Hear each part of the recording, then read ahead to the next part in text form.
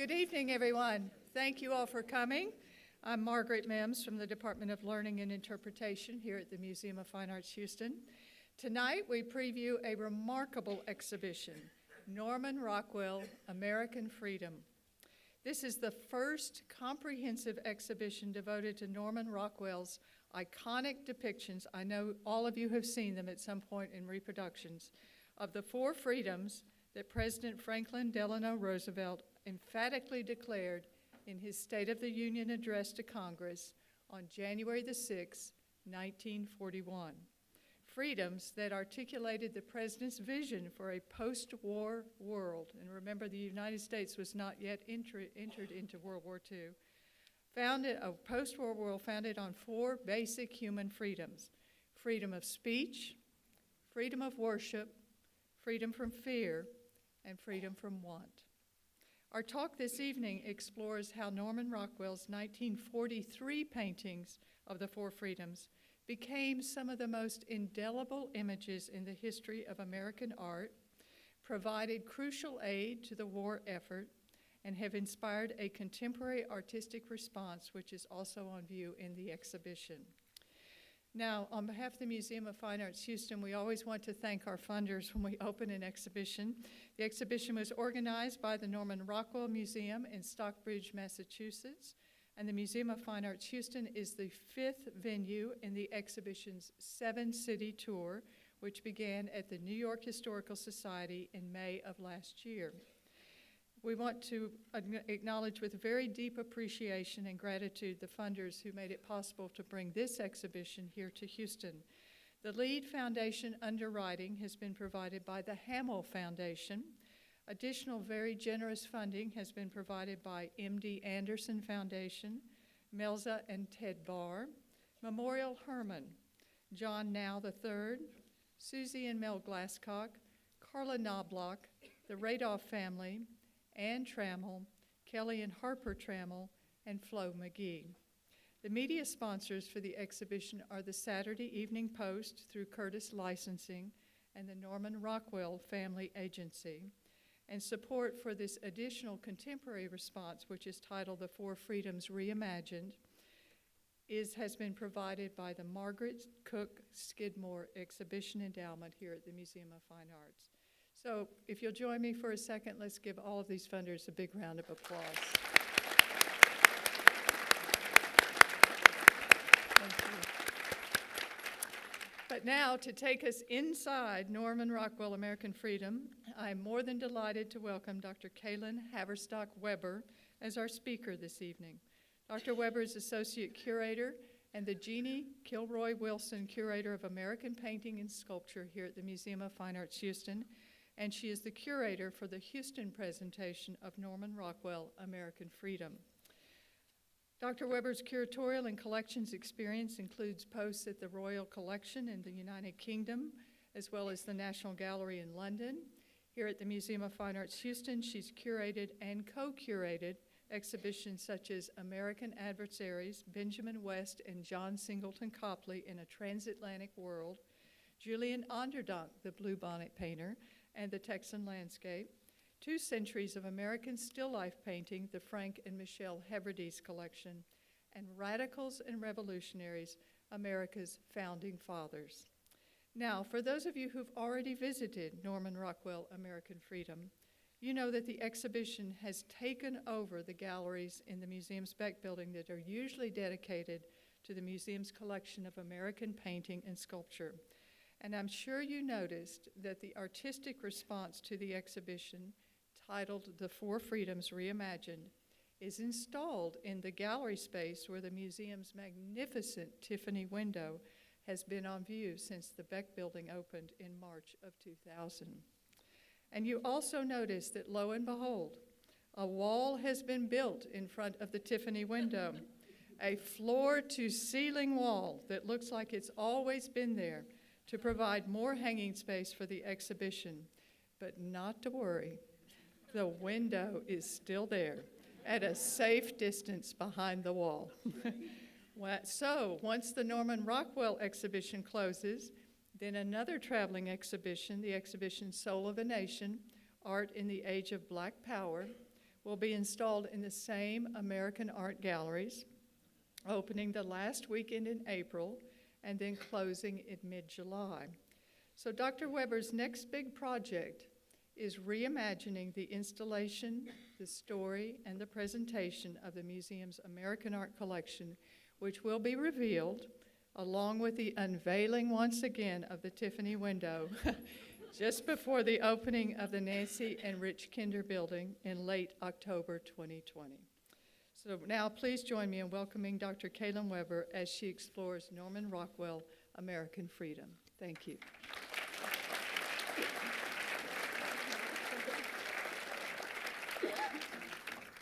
Thank you for that introduction, Margaret. Yes, the Tiffany window will be back. Good evening. I'm delighted to be here with you tonight to discuss the exhibition Norman Rockwell, American Freedom, which opens officially to the public on Sunday. Organized by the Norman Rockwell Museum in Stockbridge, Massachusetts, this is the first comprehensive exhibition devoted to Rockwell's iconic depictions of the four freedoms. This exhibition, as Margaret mentioned, has traveled domestically and internationally, and we are its fifth venue of 7 venues. For our institution, though, this exhibition is unprecedented, as it is the first extensive presentation of the work of Norman Rockwell in the Museum of Fine Arts Houston's 100-year history. In addition to the funders that Margaret mentioned, I would also like to thank our colleagues at the Norman Rockwell Museum, especially exhibition curator Stephanie Plunkett. I would also like to thank our Rockwell team here at the museum, especially the Herculean efforts of my curatorial assistant in the Department of American Painting and Sculpture, Dr. Amanda Lett, and our head of exhibitions, Deborah Roldan. This evening, I will be guiding you through, sort of visually, focusing on key highlights, which I hope will help inform your own experience of the exhibition as you walk through afterwards. The art of Norman Rockwell transports us to a different time and place that somehow seems better than the present one, even though his images are out of date and the time wasn't as simple as he portrayed. The lens through which Rockwell painted was his own, a very personal one, rather northeastern and small town. He famously painted American life as he thought and hoped it would be, with his own brand of optimism. A masterful storyteller and a meticulous draftsman, he infused humor into his works, as can be seen here in his 1934 painting in the exhibition titled Brass Merchant, with a well-dressed woman clearly driving a hard bargain, holding up a single finger in defiance to an old antiques dealer. Who do we think will win? I think it's rather clear. Seeing himself as a chronicler of current events, Norman Rockwell emphasized real people in his paintings and illustrations. As our colleague Stephanie Plunkett has said, people responded to his art because they saw the best of themselves in it.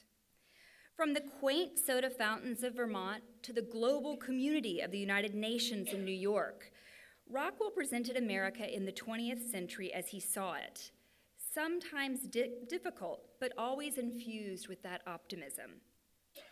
The nation needed inspiring images during the second quarter through the mid-20th century, as it was an extraordinary period of economic depression, wars, and social injustices. These challenging times in America encouraged artists, painters, illustrators, photographers alike to create responses that informed or inspired Americans, and Rockwell was no exception. In 1941, in the early stages of World War II, President Franklin D. Roosevelt addressed Congress, arguing for greater American involvement and aid to the Allies. The early part of his speech, which was, granted, primarily focused on the Lend-Lease Act, had a brilliant, persuasive arc, especially for someone interested in the 18th century.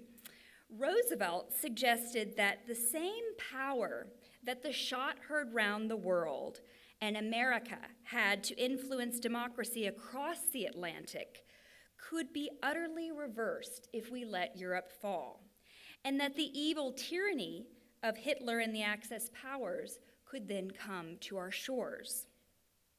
At the closing of his address, literally the last 3 minutes, he outlined the essential human freedoms, not just for Americans, but as he said after, each freedom for everyone, everywhere in the world. These basic freedoms were the freedom of speech, the freedom of worship, freedom from want, and freedom from fear. Two freedoms, the freedom of speech and freedom of worship, of course, were borrowed from the Bill of Rights. The next two were new. These freedoms, especially the last two, were hard for Americans to fully grasp. Of course, 11 months after FDR's For Freedom speech on December 7th, 1941, the Japanese launched a surprise attack on the American naval base at Pearl Harbor. And within days, the United States was at war with Japan, Germany, and other Axis countries. Over the course of the next few months, President Roosevelt's four freedoms were being reintroduced and widely publicized by the government as a way of explaining and justifying why America was fighting the war.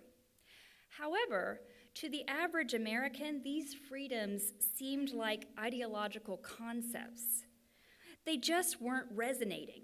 Even staffers within the Office of War Information considers FDR's For Freedom's theme an embarrassing flop. Sensing the problem of messaging, the government was keen to enlist artists to help in visualizing the campaign, to mobilize the nation for the war effort, and to instill a sense of unity. During this time, Rockwell, who was already one of the most famous artists and illustrators at the time, having worked for the immensely popular Saturday Evening Post for nearly 20 years already, seen here, considered FDR's challenge. Answering the call, he began ruminating on the meanings of the four freedoms and thinking through the ways in which to illustrate them best to show what he thought they meant to America.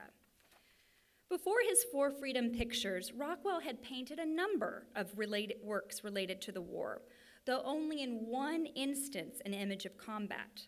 Rockwell famously shied away from portraying violence of any kind. Distant from the activities of the war, Rockwell found it difficult to record his interpretation of the effects of World War II on servicemen for Americans at home.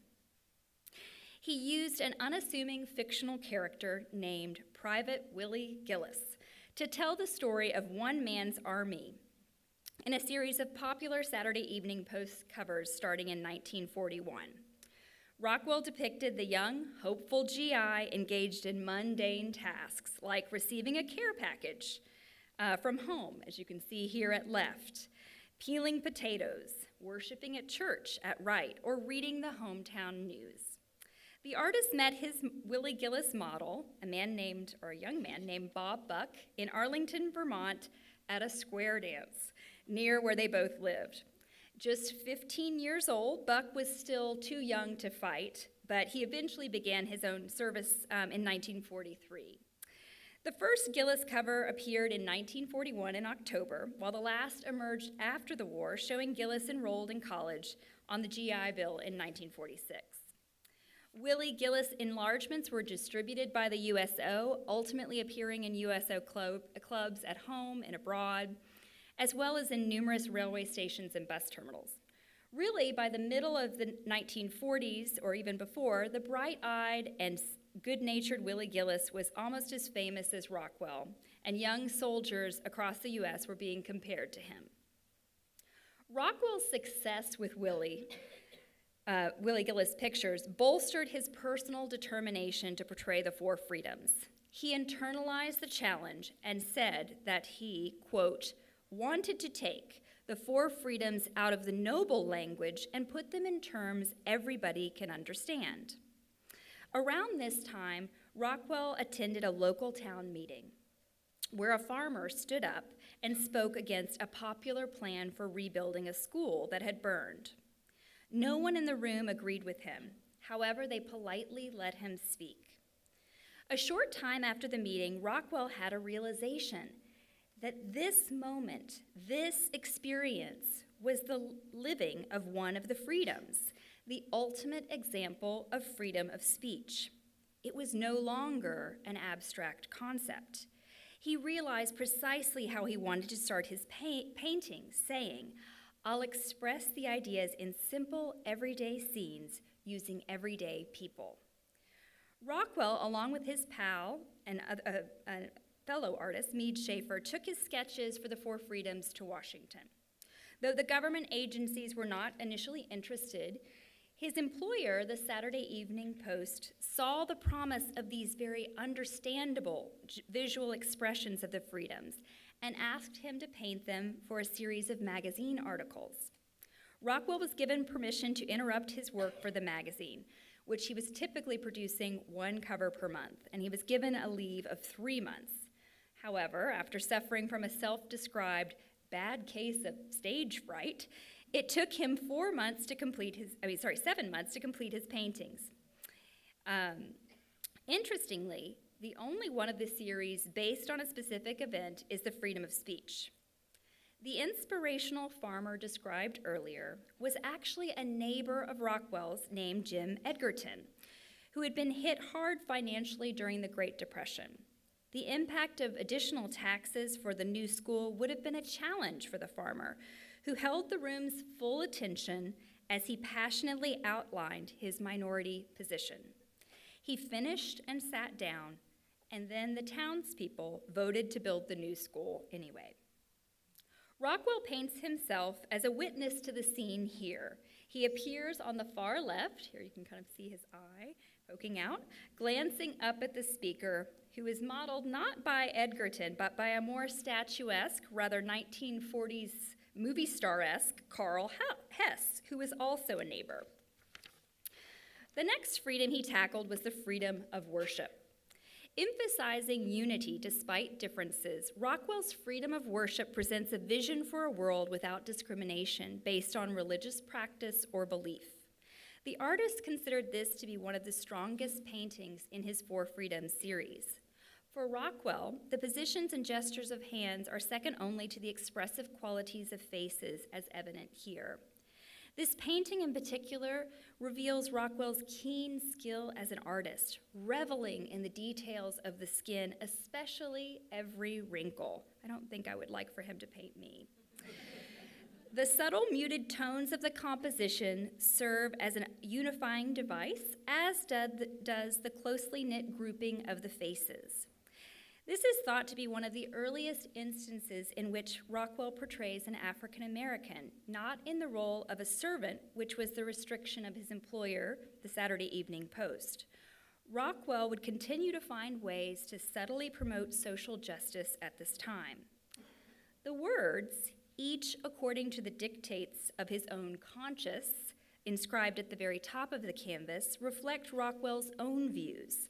The words also appear in many of the United States state constitutions and were penned by President George Washington in 1789. Every man conducting himself as a good citizen and being accountable to God alone for his religious opinions ought to be protected in worshiping the deity according to the dictates of his own conscience. Freedom from want was inspired by the all-American Thanksgiving. This carefully constructed and convincing scene features the artist's neighbors and family members who posed in his studio during individual sessions and then pulled together as a composition. Featured in the center is Mrs. Thaddeus Wheaton, who was the family's cook. She's the one holding the very large turkey, as well as the artist's wife, who is second from the bottom left, and his mother, second from the bottom right. He uses the traditional compositional device of a figure peeking out from the lower right corner to bring us into the scene. The work reflects Rockwell's mastery of visual texture and meticulous detail in his art, especially when you look at the gleam of the creamware dishes and the transparency of the water in the glasses. Despite Rockwell's optimistic or optimism artistically, he did have misgivings about depicting the bounty of the holiday here, when much of Europe was starving, overrun, and displaced during World War II. I find this last one in this series to be the most poignant, as well as the most stirring. Freedom from Fear was painted while Europe was under siege, but really that's only indicated in the painting by the headline we see in the newspaper that the father is holding. The headline refers to the Blitz in Britain. The father of 3 sons, Rockwell intended to convey the notion that all parents should be able to put their children to bed each night with the assurance of their safety. Here, in this seemingly peaceful scene, we see a mother, a father, and their 2 young children at bedtime in the safety of their home. The work suggests the story of a comfortable life. Though the children have to share a bed, there are pictures, clothing, and presents all around, and a warm light shines from the first floor of their home, perhaps implying together that this family has attained a financial security and the American dream. However, a counter-reading of this painting could suggest that Rockwell is referencing the tenuous safety of this family, when during the bombings in London, children and parents were literally dying while they slept. It was ultimately these 4 images of the 4 freedoms painted by Rockwell, images rooted in the daily lives of ordinary citizens, that truly captured the speech's essence for millions of Americans. Roosevelt's words and Rockwell's artwork soon became inseparable in the public consciousness. In a letter to Rockwell, FDR said, "I think you have done a superb job in bringing home the plain, everyday citizen, the plain, everyday truths behind the 4 freedoms. I congratulate you not alone on the execution, but also for the spirit which impelled you to make this contribution to the common cause of a freer, happier world." So not only did FDR like the paintings, they were indeed a phenomenal success. When they were first published in the Saturday Evening Post in 1943, each was accompanied by an essay by a distinguished writer discussing the freedom in the context of the time. In May 1943, representatives from the Post and the U.S. Department of the Treasury announced a joint campaign to sell war bonds and stamps. They sent the 4 Freedoms paintings on a national tour, traveling to 16 American cities, including one in Texas, but not Houston. It was Dallas. The exhibition was visited by more than 1 million war-weary viewers who purchased $133 million in war bonds and stamps. Bonds were sold in denominations of $25, $100, and $1,000, and each person who purchased one received a set of prints of the 4 Rockwell paintings. Rockwell himself ended up being part of the tour for the one stop for Philadelphia, as you can see it right. And the tour itself obviously did extremely well. Equally important, though, was the elevation of Roosevelt's 4 freedoms in the public consciousness. And over the course of the tour, it became a rallying point of a massive national outpouring of patriotic enthusiasm.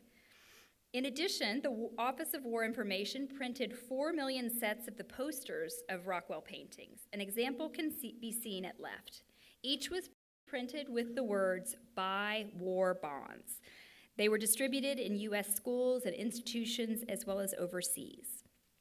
During the war, aside from the 4 freedoms, Rockwell was engaged with advertising and other types of propaganda images to instill patriotism.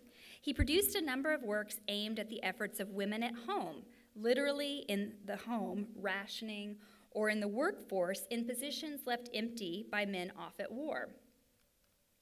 Industrial work by women was critical to war production during World War II. Rosie the Riveter emerged as an emblem of the working woman during the war. She was the heart of the campaign aimed at recruiting female workers in the defense industry as a patriotic responsibility. Visualized in the early 1940s by Rockwell and a fellow American illustrator, J. Howard Miller, Rosie represented the woman who entered the workforce, or the women who entered the workforce in unprecedented numbers during the war. In 1943, when Rockwell painted his overalls-clad female icon in the guise of Michelangelo's prophet Isaiah from the Vatican Sistine Chapel, more than 310,000 women were already employed in the U.S. aircraft industry alone, making up 65% of its total workforce compared to just 1% in pre-war years. Here, Rosie is sitting holding her sandwich during her lunch break at a factory. The Michelangelo reference is intentional and promotes Rockwell's interest in art historical precedents. Painted so that viewers look up at her, she is framed by the American flag, and in typical Rockwell humorous fashion, she has a copy of Mein Kampf, Hitler's autobiography, under her foot. Again, an image reiterating that all Americans were doing their part for freedom. Rockwell's Liberty Girl, seen here in a charcoal study, is another embodiment of these new roles that belonged to American women during World War II. Rockwell actually, in a rather rare instance, hired a professional model to play the part in this work, but he still portrayed her as a motivated girl next door, underscoring her authenticity. Large-scale charcoal drawings, such as this one, were actually very important in Rockwell's artistic process. As you can see in the detailed view here, he was a master draftsman with a keen eye for detail. These large charcoal studies allowed him to visualize compositional structure, narrative details, and tonal areas before beginning the work in a final canvas. By 1945, nearly 1 out of every 4 married women worked outside the home. Such gains were temporary, however, as female workers were demobilized at war's end to make way for returning servicemen. In the post-war years, these images of wartime women experienced a rebirth, coming to symbolize women's rights and feminist causes for later generations. After ending his 47-year career with the Post in 1963, Rockwell was freed from the conservative magazine's restraints, and he anxiously sought opportunities to correct the editorial prejudices reflected in his previous work. Rockwell threw himself into a new genre, the documentation of social issues. The 4 freedoms and their resulting impact compelled Rockwell to step up his work representing civil liberties and social justice issues into the 1960s. His first assignment for his new employer, Look magazine, was the problem we all live with, and it was his simple assertion of moral decency. The painting portrays the real-life event of Ruby Bridges, a 6-year-old African-American girl being escorted by U.S. Marshals to her first day at an all-white school in New Orleans. No other painting from this time better portrays the isolation of a child at its center. So dignified in her immaculate white dress, protected by the law and its representatives, but harassed by an unseen mob. Cutting off the heads of her escorts, Rockwell focuses in on the young girl. She's ready for school, equipped with her school books and ruler. Rockwell's depiction of the vulnerable but determined girl clearly condemns the actions of those who protest her presence and object to desegregation, indicated by the splattered tomato and the writings on the wall. It is a beautifully painted composition, and I encourage you to examine it more closely in person in the galleries.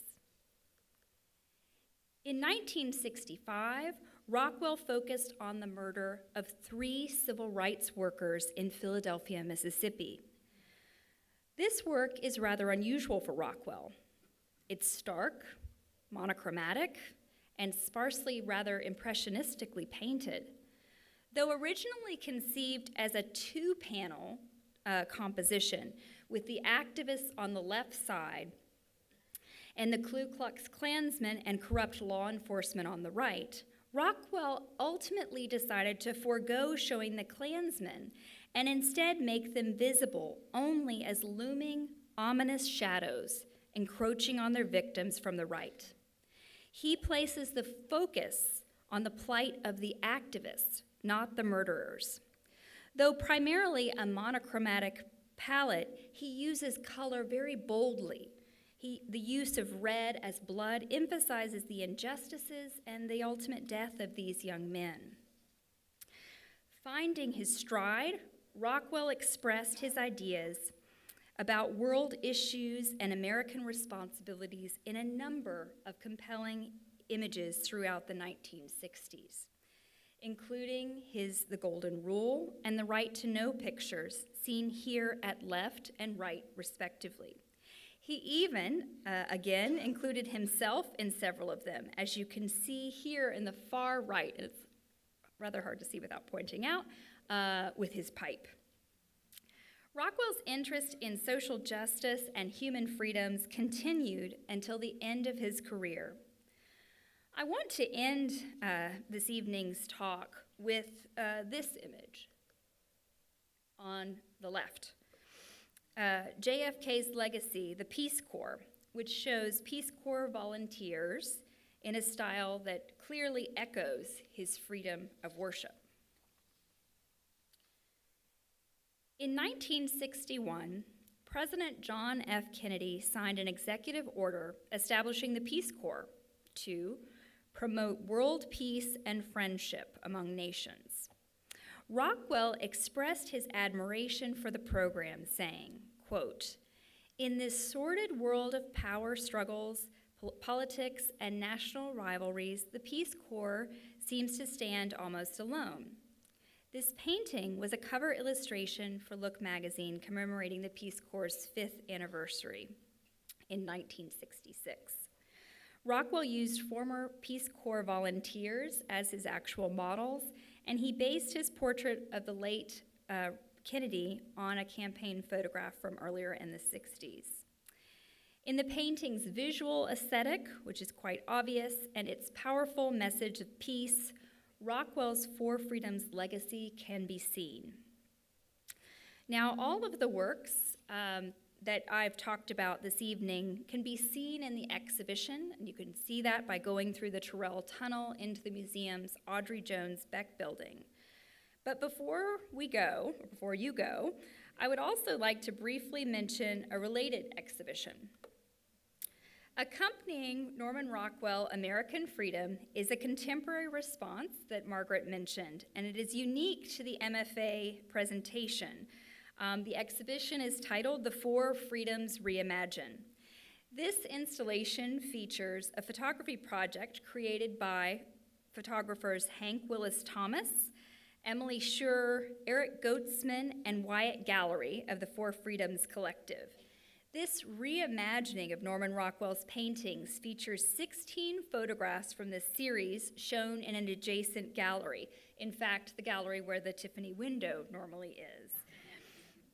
So in front of that, you'll see in that beautiful, what looks like seamless, ever-present wall, we have 4 large-scale photographs representing each of the 4 freedoms. These photographs, in addition to the smaller poster form where you get to see a wider variety of the project, as well as a video, they really encourage, I think, our consideration of the enduring values of these basic principles and how they impact our lives today. They also help us see that Norman Rockwell's legacy continues on, not only aesthetically, but in the power of his messages. So we hope that you enjoy these 2 exceptional exhibitions, and I want to thank you again so much for taking time to be with us tonight. Thank you.